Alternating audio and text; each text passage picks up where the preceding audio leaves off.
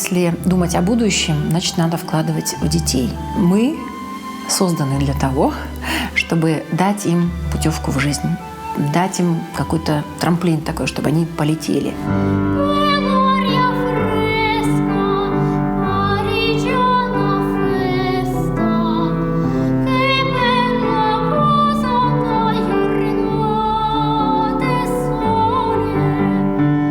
Международный конкурс юных вокалистов на приз заслуженной артистки России, народной артистки Республики Коми Ольги Сосновской – одно из главных творческих состязаний страны для детей и юношества в жанре академического вокала. За 30 лет музыкальный проект собрал более 2000 участников из 59 регионов России и 15 государств. В профессиональной среде его сравнивают с конкурсом Петра Чайковского. Конкурс Ольги Сосновской – это топ. Как у взрослых конкурс Чайковского. И, в общем-то, с полной ответственностью об этом заявляю. И это не только мое мнение. Многие из конкурсантов навсегда соединяют жизнь с вокальным искусством. Сегодня они студенты и выпускники российских консерваторий и академий, институтов и университетов, музыкальных и педагогических колледжей. Кто-то учится за рубежом. Многие работают в профессиональных театрах России и Европы, становятся звездами мирового оперного Олимпа.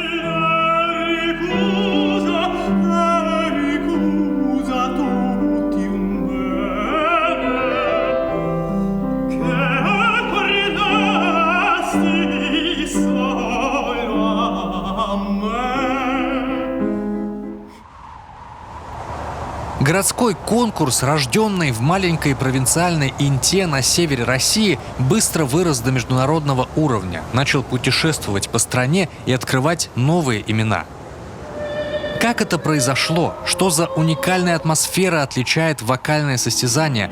Как сложилась команда организаторов, которая проводит конкурс в любых условиях, будь то экономические неурядицы или пандемия? Конкурс сам по себе так долго существует. Это, наверное, рекорд действительно среди детских конкурсов, которые создавались еще в 90-е. Понимаете, тогда было другое совершенно время. У нас все поменялось за этот период. И действительно конкурс движется в соответствии с требованиями времени. И благодаря тому, что есть талантливый продюсер, есть люди, которые заряжены на то, чтобы этот конкурс существовал. В 1993 году музыкальная общественность Инты выдвигает идею создания детского конкурса на приз своей землячки, тогда еще совсем молодой солистки театра оперы и балета Республики Коми Ольги Сосновской. Это происходит после ее гастролей в родной город. Завуч музыкальной школы Александр Подушка убеждает работников культуры и администрацию Инты в том, что вокальное соревнование позволит воспитать будущих оперных певцов.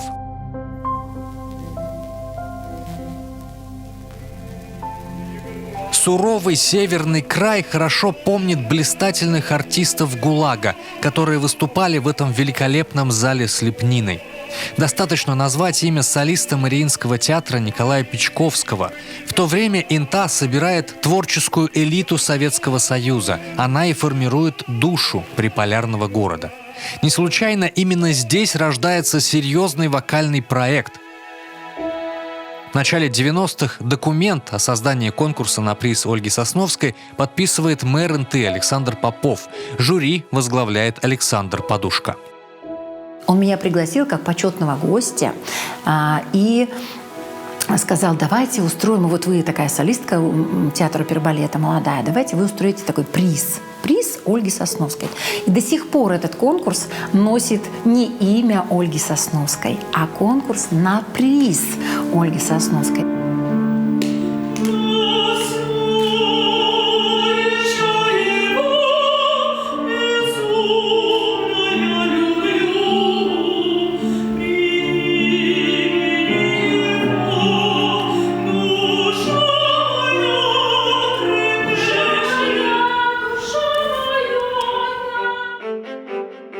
Первых конкурсантов, а их было всего человек 10, принимает детская музыкальная школа, расположенная в бывшем партийном особняке. Уютный концертный зал, волшебная акустика. Юных певцов собирают по всему городу. Тогда в Инте никто не учил академическому вокалу, и организаторы приглашают участников художественной самодеятельности в возрасте от 6 до 12 лет. Так на конкурс попадает Михаил Журков, который быстро покоряет сердца зрителей. Сегодня он солист Чувашского театра оперы и балета, заслуженный артист Республики Коми. Вот это была большая перемена. То есть я уже четко понимал, что то, чего я хочу, то есть это учиться петь. Больше 10 лет Инта остается местом прописки конкурса. В приполярный город начинают приезжать вокалисты из других регионов, участников разделяют на 2 возрастные группы. Призы скромные, лауреатам вручают мягкие игрушки, а победителю – хрустальную вазу. Новый виток развития проект получает в 1998 году, когда основным организатором становится продюсерский центр Владимира Юрковского. Для меня тогда, молодой солистки, это была такая честь. Я очень гордилась этим. Я и сейчас этим горжусь. Знаете, как здорово, когда не после твоей смерти, да, сделали конкурс имени такого-то, такого-то, а когда ты еще полон сил, энергии, когда ты можешь помогать. Я очень была рада, что мое имя привлекало тогда, да, участников конкурса. И когда в 1998, по-моему, году присоединился уже Владимир Иванович Юрковский, как мой супруг, а вы знаете, у него все время голова Домсоветов, да, он постоянно что-то ищет, какие-то идеи придумывает. Он приехал вместе со мной, мы приехали на конкурс с маленьким на руках, с маленьким, несколько месяцев было всего лишь Алёше, нашему сыну. И вот с того времени конкурс закрутился, завертелся и начал набирать свои обороты. Набирать обороты – это слабо сказано. Стремительно расширяется география участников и состав жюри. В него входят профессиональные педагоги-вокалисты, музыканты, певцы, композиторы не только из Республики Коми, но и других регионов России, стран СНГ, Азии и Европы. Много внимания организаторы конкурса уделяют призовому фонду. Мы сотрудничали с нашими министерствами и ведомствами. Они предлагали нам, предоставляли путевки в наши республиканские лагеря по нашим квотам. Но так как география участников увеличилась, и, естественно, лауреатами становились не только конкурсанты из Республики Коми, но и из других регионов России, появилась некая сложность в предоставлении таких квот. Поэтому мы искали другие возможности сотрудничества. И, например, с нашим республиканским отделением Фонда мира, который предоставлял нам путевки. И наши лауреаты ездили в Прагу, во Францию, Венгрию, Финляндию. Ухтинка Ольга Селиверстова, ныне солистка Академического Большого театра России, приехала на конкурс в 2002. Ученица технического лицея тогда и не мечтала о вокальной карьере, а тут сразу гран-при. Она до сих пор помнит слова, сказанные Ольгой Сосновской: «Ты не имеешь права предавать свой дар».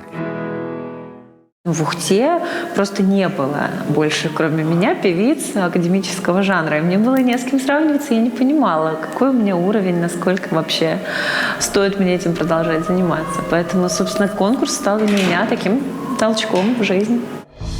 Толчком в жизнь он становится для многих юных вокалистов. Ираида Гаевая, Печора, Василий Соколов, Иркутск, Анастасия Марараш, Сыктывкар, Ксения Макарова, Шабалина, Карткировский район, Йонас Ют, Швейцария. Эстонские дети – первые, кто приезжает на конкурс из-за рубежа. 2004 год. Гран-при никому не присуждают. Первую премию в старшей возрастной группе получает Дара Савинова из Сталина. Сегодня она восходящая оперная звезда, поет по всему миру. Инта тогда очень обиделась на меня, потому что первое место получила Эстония, а Инта, по-моему, участница получила только диплом. И они сказали: ай-яй-яй, как же ты могла, ты, землячка наша Интинка, и не дали, значит, нам лауреатство никому. Как вам сказать, я когда слушаю участников, я никогда не смотрю, откуда они, чьи они, там, педагоги, кто у них, да. То есть вот в этом плане я абсолютно... Для меня самое главное, как человек поет, какой у него голос, как он может им пользоваться. Спустя 2 года Инта все-таки возьмет гран-при. Свою родину прославит воспитанник детской школы искусств Юрий Платонов, ученик преподавателя Ольги Фиминой. Это событие изменит и саму школу. Здесь откроют отделение сольного пения. У нас никогда нет проблем с набором детей на это отделение. Никогда. То есть родители и дети понимают, что академическое пение – это не эстрада, это совсем другая форма звукоизвлечения и другой репертуар. Организаторы постепенно усложняют конкурсную программу. В результате заметно повышается уровень и качество выступлений участников. В добрую традицию входит концерт членов жюри на открытии и мастер-классы перед церемонией награждения лауреатов. Мэтры ведут открытый диалог с начинающими вокалистами.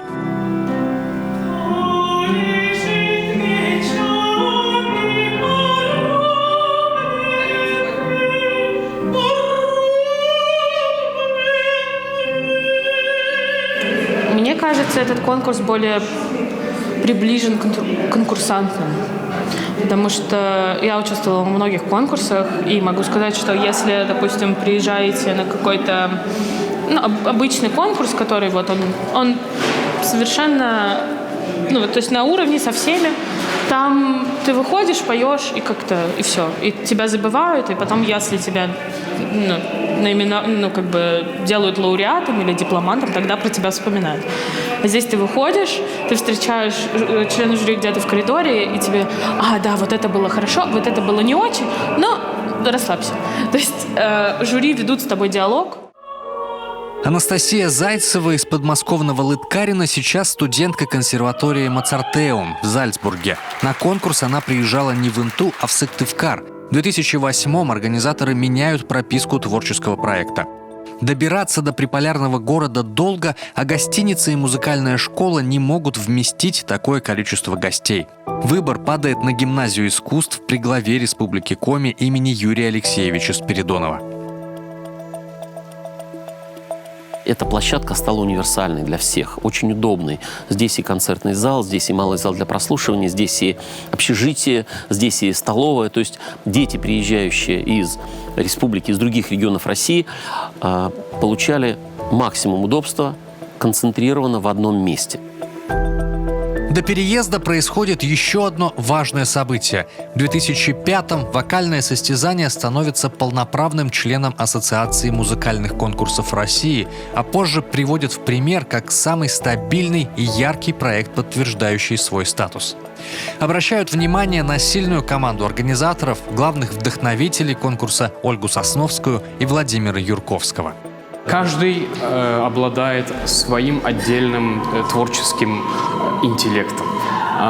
Что Ольга Александровна, что Владимир Иванович, это для меня они глыба талантов, потому что они толкают и пытаются, так сказать, донести до каждого человека в России, что такое дети. Потому что дети в нашей стране, они удивительные люди. Между тем, Министерство культуры Коми не соглашается признать вокальное состязание республиканским, указывая на другие интересные проекты. Не помогают даже петиции членов жюри, профессиональных сообществ, авторитетных музыкантов из других регионов. И только в 2008 году, когда конкурс переезжает в Сыктывкар, тогдашний министр культуры Надежда Боброва поддерживает инициативу, и творческий проект получает статус республиканского. Впрочем, республиканским он был недолго и уже в 2012 году подтвердил статус международного, привлекая участников и членов жюри из других стран. Сколько мы наблюдаем в нашем современное время конкурсов однодневок. Сгорели и все. А конкурс Сосновской остается крепким и очень стабильным. С 2012 года условия конкурса меняются коренным образом. Вводятся 4 возрастные категории. Теперь участникам от 9 до 20 лет. К проекту подключаются не только дети из музыкальных и общеобразовательных школ, но и студенты колледжей, консерваторий. Продюсерский центр Владимира Юрковского формирует денежный призовой фонд для победителей и объявляет конкурс на эскиз своего персонального гран-при. Макеты в Сыктывкар присылают из разных регионов, но организаторов восхищает статуэтка, предложенная известным интинским камнерезом Анатолием Сорокиным. Нас с ним познакомил Николай Николаевич Герасимов, с которым мы тоже очень были дружны. И когда мы пришли, посмотрели, какие работы у этого мастера шикарные, Анатолий сделал такие камни, он подбирал специально, которые помогают творческим именно людям. Это и яшма, там, и другие какие-то. С 2012 года видеозаписи всех конкурсных выступлений выкладывают на сайте и YouTube-канале проекта, добиваясь прозрачности и объективности. Участники будущих состязаний тоже могут оценить уровень своих возможных соперников-вокалистов и профессионализм жюри. Среди экспертов народные и заслуженные, лауреаты международных конкурсов и фестивалей, звезды мировой оперы, например, такие, как прима Большого театра Марина Шутова.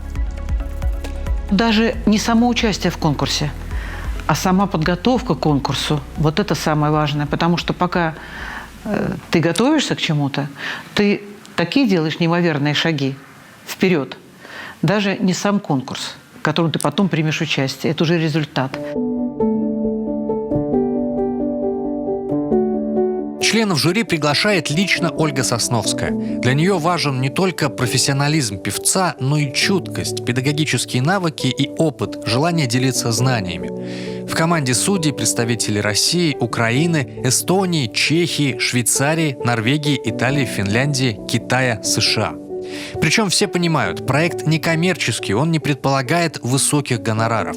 Учредители конкурса – Министерство культуры и образования Республики Коми и Международный культурный фонд «Классика и современность». Ни один член жюри не сказал однажды, что у меня такая ставка, если нет, то я не могу принимать участие.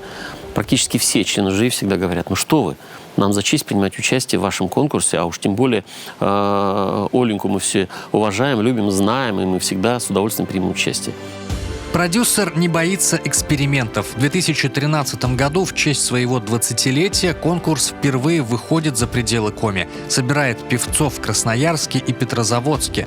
Теперь он доступен для детей из дальних регионов. Это единственный музыкальный проект в своем жанре, который путешествует по стране.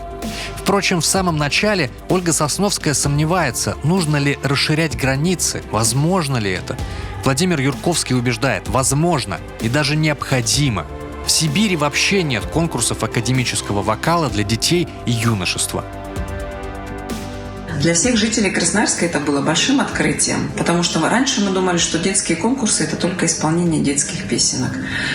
Но богатый мир музыки, классической музыки исполняли и презентовали дети из многих стран и городов в нашем городе Красноярске, потому что конкурс Сосновская уже был популярным, и многие стремились попасть в качестве участников на этот конкурс. Юные вокалисты, их педагоги, концертмейстеры отмечают высокую организацию конкурса. Все расписано буквально по минутам. Насыщенную программу, которая включает мастер-классы членов жюри и приглашенных педагогов. Иногда маленькая подсказка помогает участникам найти свою уникальную манеру исполнения. Ольга Александровна рассказывала мне про технику, про опору, про то, что она делится своими секретами с нами, не учениками, а просто мы пока любители, даже можно сказать, с любителями музыки. Она дарит свое тепло. Это человек, на которого хочется смотреть, это лучик света. Для наставников юных вокалистов члены жюри проводят круглые столы, закрытые обсуждения, где объясняют, почему ребенок не стал лауреатом, чего не хватило для победы. Такой подробный экспертный анализ тоже привлекает внимание к конкурсу. Чаще всего все вот эти недопонимания, недовольства, да, конечно же, они все нивелируются, они пропадают, потому что с людьми индивидуально нужно разговаривать всегда. Именно поэтому всегда Ольга просит членов жюри, чтобы они прослушивая конкурсантов, подробно записывали. То есть у нас у всех членов жюри достаточно большие талмуды, да, всегда за дни конкурса, в которых подробно описано выступление каждого участника. Проект можно назвать творческой лабораторией. И даже члены жюри, знаменитые на весь мир певцы и педагоги, посещают мастер-классы друг друга, потому что у каждого своя авторская программа обучения. Я, когда успеваю, сама бегаю по классам. Ой, Тамара Дмитриевна Новиченко. Подождите мои, посидите, я посмотрю, как она преподает. Ведь Тамара Дмитриевна у нее закончила, и Вероника Джоева выпустилась, и Анна Нетребко. Такие певцы. У нее своя какая-то особая техника. Знаете, в чем прелесть, наверное, нашего академического вокала? Что нет одинаковых подходов ко всем. То есть это индивидуально. У каждого свои таланты, у каждого свой звук, свой тембр, свое строение неба, свое строение зубов, головных, лобных резонаторов, да, грудных. Мы все разные, поэтому подход ко всем разный. Постепенно в конкурсе появляются все новые и новые интересные моменты. Телефонное, а затем онлайн-голосование за приз зрительских симпатий, курсы повышения квалификации для педагогов и концертмейстеров. В 2018-м увеличивается возраст участников до 21 года, растет денежный призовой фонд. А премии получают не только победители, но и педагог обладателя гран-при и лучший концертмейстер. Очень много призов. Все практически ребята обласканы, чем-то награждены. А то, что это практически единственный конкурс в мире, да, об этом вот говорят мои друзья и в Америке, и в Европе, что такого больше нигде не происходит. 2019 год для организаторов особенный. Учредитель конкурса, некоммерческий культурный фонд, Международный культурный фонд «Классика и современность» выигрывает сразу 2 больших гранта – президентский и Министерство культуры России. Организаторы берутся за масштабный 3-летний проект «Юбилейный транзит», посвященный столетию Республики Коми. Проводят сразу 5 конкурсов на приз Ольги Сосновской в Красноярске, Санкт-Петербурге, Сыктывкаре, Краснодаре и Москве. 3 из них из-за пандемии в дистанционном формате, который позволит расширить географию участников и членов жюри. 10-летний вокалист из Сургута Виктор Скоробродов узнает о победе, когда будет смотреть онлайн-трансляцию церемонии награждения. Когда сказали то, что я получил гран-при, у меня все остановилось. Я сначала подумал, и потом я только осознал то, что у меня гран-при. Я очень радовался, я помню. Я просто бегал по комнате. Каждый может получить гран-при. Конечно, это трудно, это надо работать, но просто надо поверить в себя, и тогда все получится.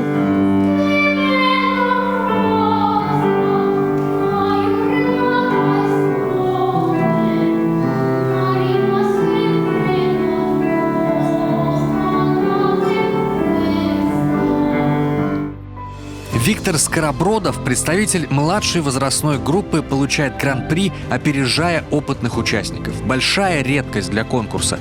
Другой рекорд устанавливает Екатерина Бегунович из Красноярска. В ее творческой копилке сразу 2 статуэтки проекта. Музыкальное состязание кардинально меняет траекторию ее карьеры. С дирижерско-хорового отделения она переходит на вокальное. Об Ольге Сосновской и Владимире Юрковском говорит как о родных людях. Какую теплую атмосферу они вносят в этот конкурс. Прям действительно ты приезжаешь, они тебя встречают с таким трепетом, тоже вот душевно, прям как будто домой к себе попадаешь, правда. Вот потому что сейчас я приехала одна в Москву. Вообще первый раз я приехала куда-либо за пределы своего города одна. И вот чувствую себя как-то спокойно, прям под крылышком.